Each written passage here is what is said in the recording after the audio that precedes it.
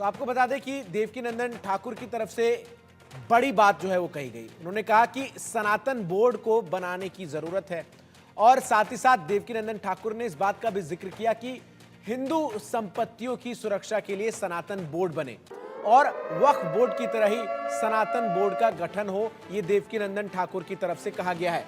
तो ये बड़ा बयान देवकीनंदन ठाकुर ने दिया और जिस तरीके से देवकीनंदन ठाकुर का ये बयान सामने आया है, इसके बाद से सियासत भी गर्माती हुई नजर आ रही है। मध्य प्रदेश में हिंदुओं के लिए अलग सनातन बोर्ड की गठन मांग करने वाले प्रसिद्ध कथावाचक देवकीनंदन ठाकुर के बयान पर सियासत भी शुरू हुई। मध्य प्रदेश के जबलपुर में कथावाचक देवकीनंदन ठाकुर ने वक्फ बोर्ड को लेकर बड़ा बयान दिया। उन्होंने कहा कि देश में अगर वक्फ बोर्ड है तो सनातन बोर्ड भी होना चाहिए और इसके साथ ही साथ जिस तरीके से देवकीनंदन ठाकुर ने ये बयान दिया, उसके बाद से अब पूरे देश में ये चर्चा होने लगी है। आपको बता दें कि उन्होंने ये कहा कि जिस तरीके से जितनी जमीनें वक्फ बोर्ड ने हथिया कर रखी है, उतनी ही जमीनें सनातन बोर्ड को भी जो है वो मिलनी चाहिए। क्या कुछ कहा देवकीनंदन ठाकुर ने, पहले आप सुनिए और उसके बाद फिर बड़ी चर्चा जो है वो हम करेंगे कि आखिर जो कुछ देवकीनंदन ठाकुर कह रहे हैं क्या वो सही है। अगर वक्फ बोर्ड इस देश में रहेगा तो सनातन बोर्ड का निर्माण होगा। सनातन बोर्ड का निर्माण इस देश में सरकार को करना होगा, प्रत्येक राजनीतिक पार्टी को इसका जवाब देना होगा। अगर आप वक्फ बोर्ड का सपोर्ट करते हो तो आपको सनातन बोर्ड का सपोर्ट करना होगा और जितनी जमीन वक्फ बोर्ड ने हत्या रखी है उतनी ही जमीन सरकार को कहीं से भी एक्वायर करके हमारे सनातन बोर्ड को देनी पड़ेगी। तो देवकीनंदन ठाकुर कह रहे हैं कि अगर देश में वक्फ बोर्ड है तो सनातन बोर्ड भी होना चाहिए। देवकीनंदन ठाकुर कह रहे हैं कि जिस तरीके से वक्फ बोर्ड की तरफ से देश के अलग अलग हिस्सों में जमीनों पर कब्जा किया गया है, जमीनों पर दावा किया जा रहा है, ऐसे में उतनी ही जमीनें जो है वो सनातन बोर्ड को भी दी जानी चाहिए।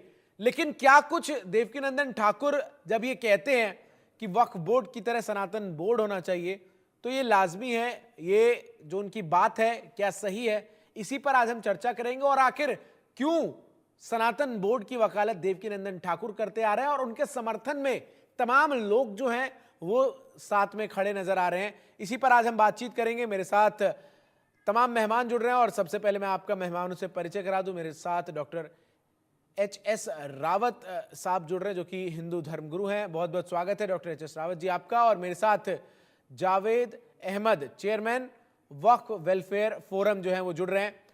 मैं शुरुआत रावत साहब आपसे करता हूं, लेकिन उससे पहले एक सवाल मैं जावेद अहमद से पूछ लेता हूं। जावेद जी, मांग आपको वाजिब लग रही है देवकीनंदन ठाकुर जो कह रहे हैं?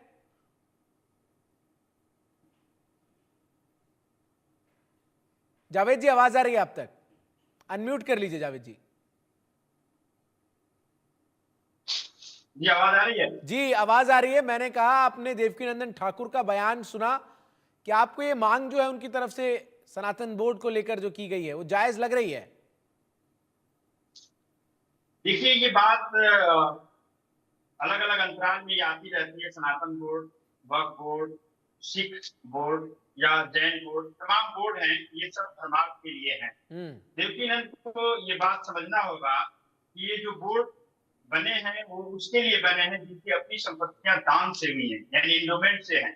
तो अगर कोई बोर्ड का गठन सनातन बोर्ड चाहता है तो सरकार को इस बात की प्रक्रिया शुरू करने के पूरा स्वतंत्र है, लेकिन ये जमीन दान देनी होगी। यानी जिस मजहब के मानने वाले लोग इसमें दान देते हैं, उस दान के दी हुई लैंड की मैनेजमेंट के लिए बोर्ड बनाया जाता है। तो उनकी बात सही है, लेकिन ये जमीन उनको दान से लानी होगी। मिसाल के तौर पे तमाम ट्रस्ट और मंदिर इंडोमेंट एक्ट के तहत जो है, यानी जो धर्मार्थ के जो बने हुए एक्ट अलग अलग स्टेट में, उनको ये जमीन और यह हक हासिल है।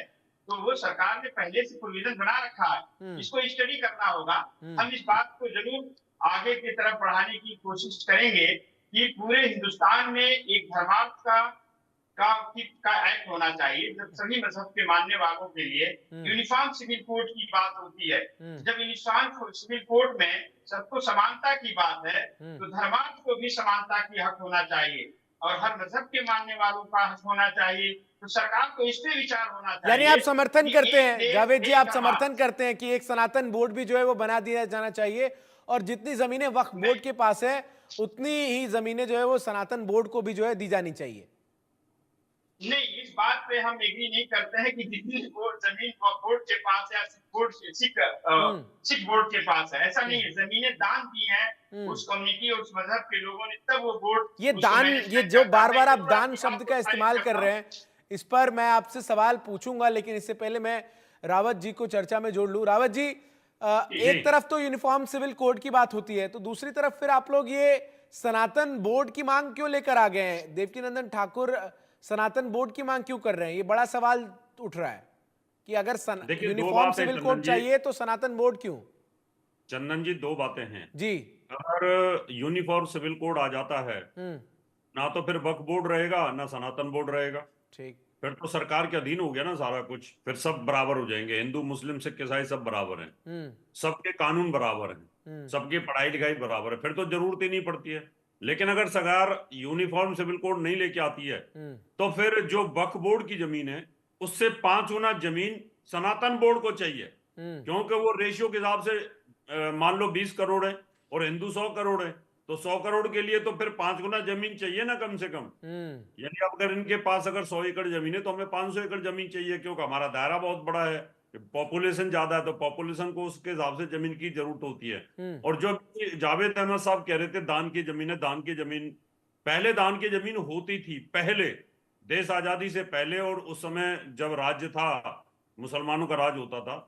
लेकिन अभी देश आजादी के बाद तो दान की जमीन वो रह नहीं गई है। अभी कांग्रेस सरकार ने कानून बना दिया था, वक्फ बोर्ड जहां पर उंगली रख देगा वो जमीन पूरी की पूरी वक्फ बोर्ड की हो जाएगी, और उसमें कोई पूछने वाला नहीं, कोई कोर्ट केस नहीं। वक्फ बोर्ड का ही कोर्ट केस का जो न्यायाधीश है वही इसका फैसला करेगा। और इसीलिए तो इसमें उसके बाद संशोधन की में बात हो रही है रावत अभी साहब। उस संशोधन के बाद चंदन जी ऐसा हुआ कि 4-5 गुना 6 गुना जमीन बढ़ गई उनकी।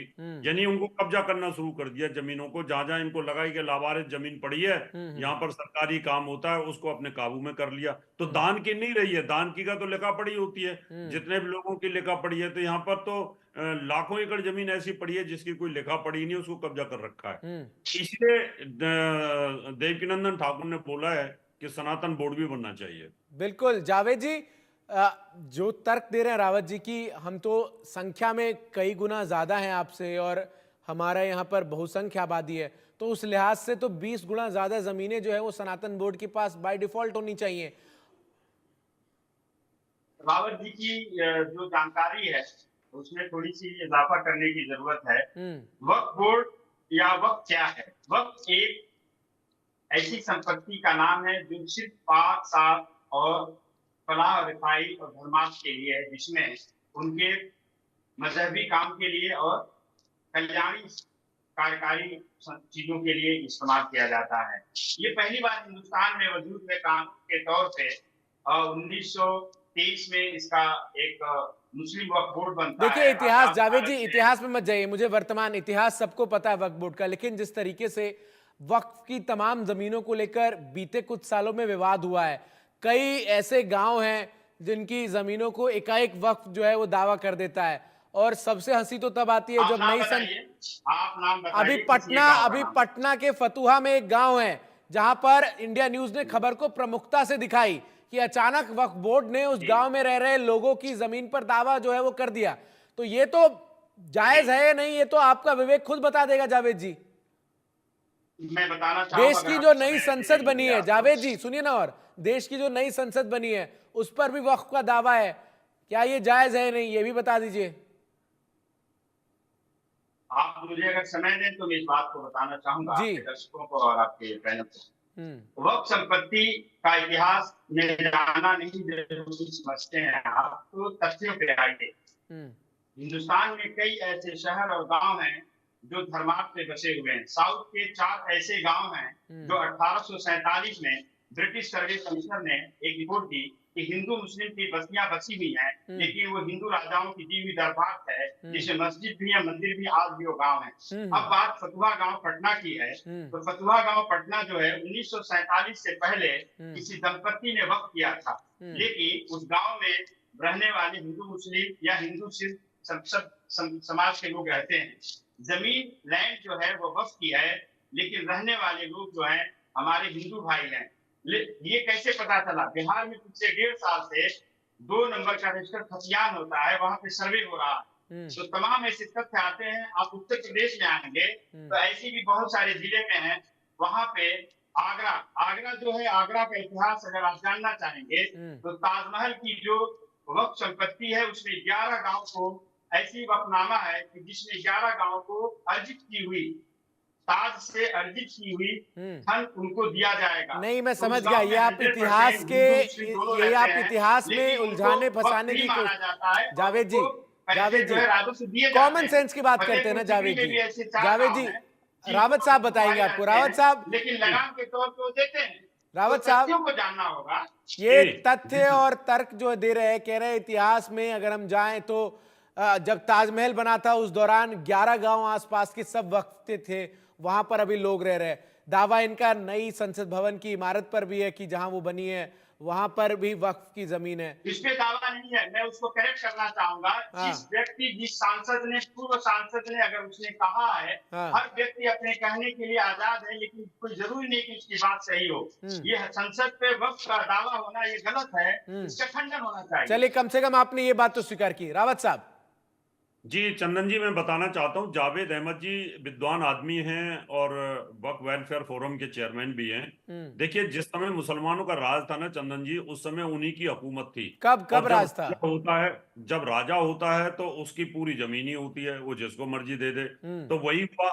देश आजादी के बाद में क्या हुआ है कि देश आजादी के बाद में ये सब खत्म करना चाहिए था। जितनी भी जमीनें जो थी मुसलमानों के पास वेलफेयर में थी, वो सब खत्म कर देनी चाहिए थी। क्योंकि पाकिस्तान के अंदर ये सब चीजें खत्म हुई थी कि जो हिंदुओं की जमीन थी वो सब कब्जा कर ली गई, चाहे वेलफेयर की थी चाहे मंदिरों की थी।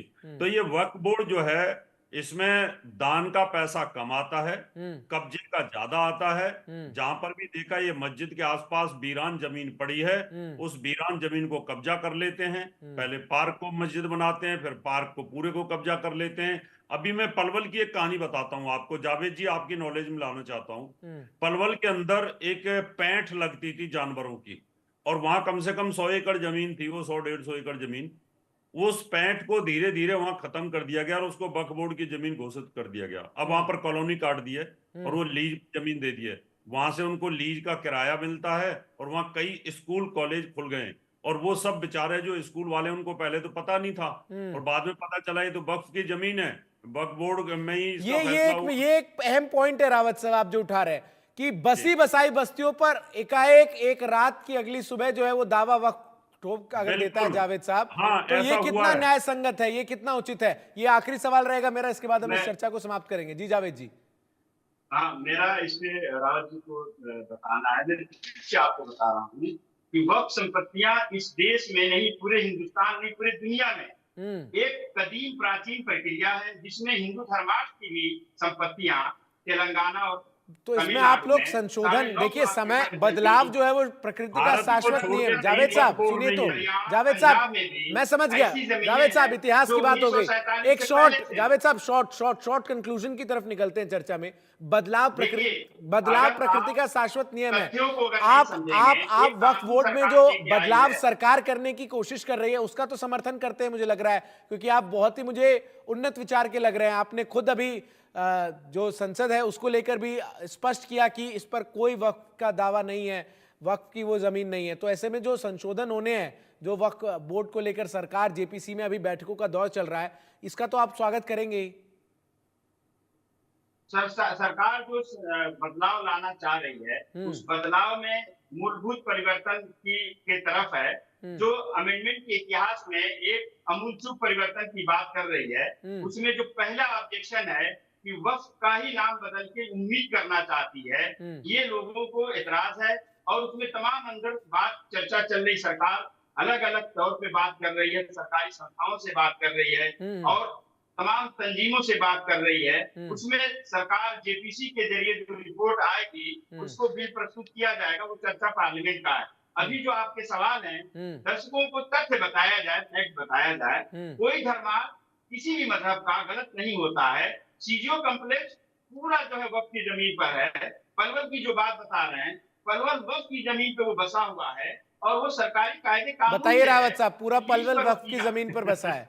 वही तो मैं कह रहा हूँ कि जो ये भी फैक्ट है। शहर बस गए हैं आप वो बाद औरंगाबाद में में, उनको वक्फ की आप प्रॉपर्टी हरियाणा के घोषित कर कई दिया, ऐसे कब्जा शहर कर लिया हैं गया। के पास ठीक जो है, वक्फ की जमीन पर है, कोई इतराज नहीं है। मैं समझ गया जावेद कोई साहब, इतराज नहीं। ये तो हाल वही है कि बसे बसाए शहरों को लेकर अब आपने इसी चर्चा के दौरान कह दिया कि पूरा पलवल ही वक्फ की जमीन पर है। ऐसे में तो वक्फ के दावे के अनुसार पलवल को खाली कराना पड़ेगा और जो तमाम बातें आप कह रहे हैं उसके परिणाम क्या होंगे ये आपको भी पता है। लेकिन जिस तरीके से सरकार ने एक कवायद की है वक्फ बिल में संशोधन की, वक्फ बोर्ड में संशोधन की, उसको लेकर देखना अहम होगा कि आखिर क्या कुछ जेपीसी की बैठकों से निकलकर सामने आता है। फिलहाल बहुत बहुत शुक्रिया जावेद अहमद जी आपका और डॉक्टर एच.एस. रावत साहब आपका हमारे साथ जुड़ने के लिए और हमें समय देने के लिए। तो देवकीनंदन ठाकुर के बयान ने पूरे देश में इस चर्चा को नए सिरे से शुरू कर दिया है कि या तो यूनिफॉर्म सिविल कोड सरकार लेकर आए या फिर जो सनातन धर्म है उसके हितों की रक्षा के लिए सनातन बोर्ड जैसी किसी चीज का गठन जो है वो होना चाहिए। और देवकीनंदन ठाकुर के इस बयान के साथ देश के तमाम साधु संत और बीजेपी के बहुत सारे नेता भी खड़े नजर आ रहे हैं। ऐसे में देखना ही दिलचस्प होगा कि आने वाले समय में इसमें क्या कुछ आगे निकलकर सामने आता है। खबरों का सिलसिला लगातार जारी है, एक छोटी सी ब्रेक।